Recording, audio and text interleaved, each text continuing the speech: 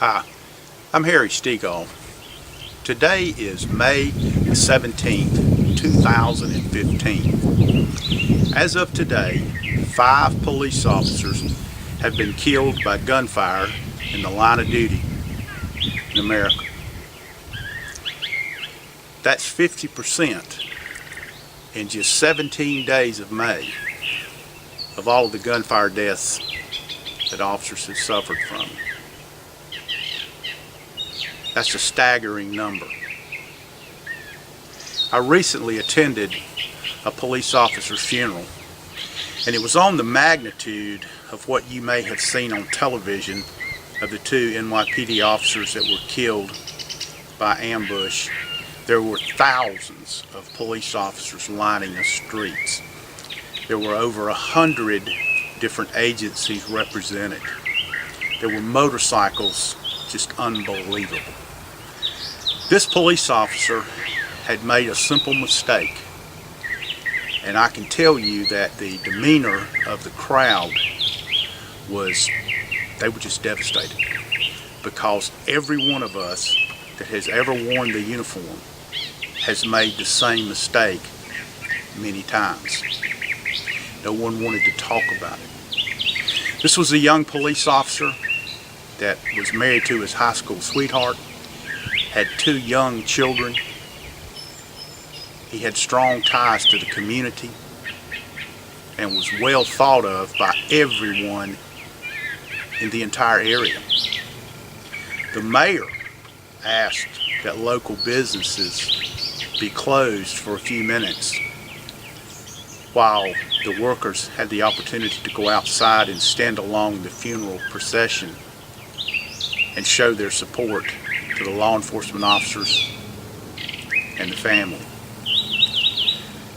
When everyone assembled at the cemetery, it was a phenomenal sight. It was a sea of blue. And as folks began to take their places, the chaplain spoke from the military and from the police department. And then the flag was removed from the casket and folded so tightly and presented to the wife. Taps played, the 21 gun salute was fired, and there wasn't a dry eye anywhere around. The family began to leave the cemetery, and the officers began to disperse. And I decided I wanted to stay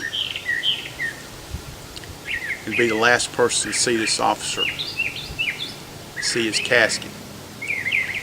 And as everyone left, it was just a matter of moments until the tent was dropped, the carpet was rolled up, the chairs were removed, and so very carefully the casket was lowered into the vault.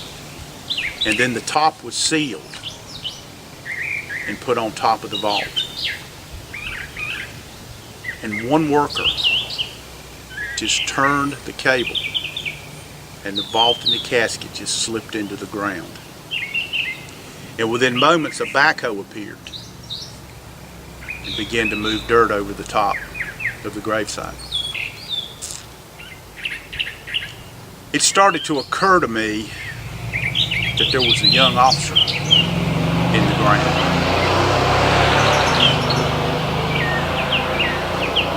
That he would never be seen again.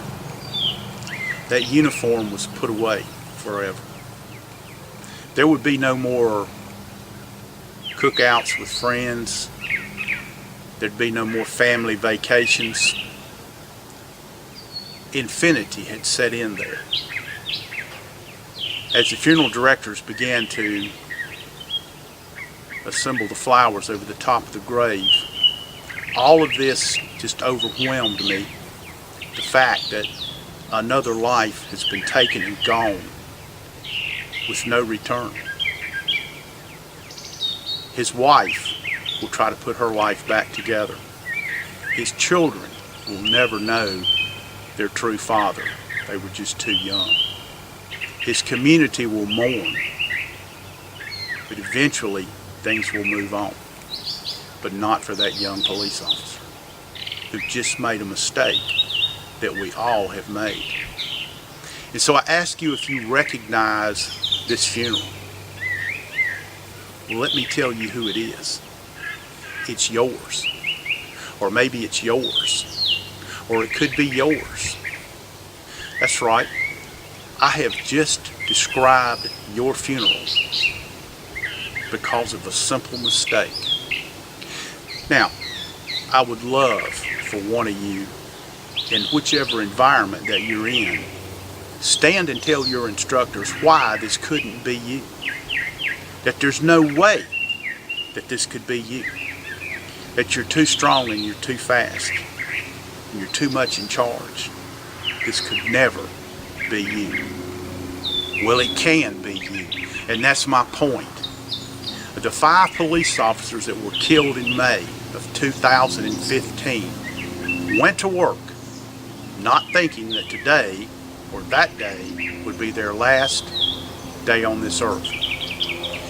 Please think about that. Please think about that. My driving home points are this. The ratio of people that are willing to kill you for basically no reason has gone way up. And you have to treat everyone that you come in contact with as a dangerous felon that has the capability to take your life until you prove otherwise.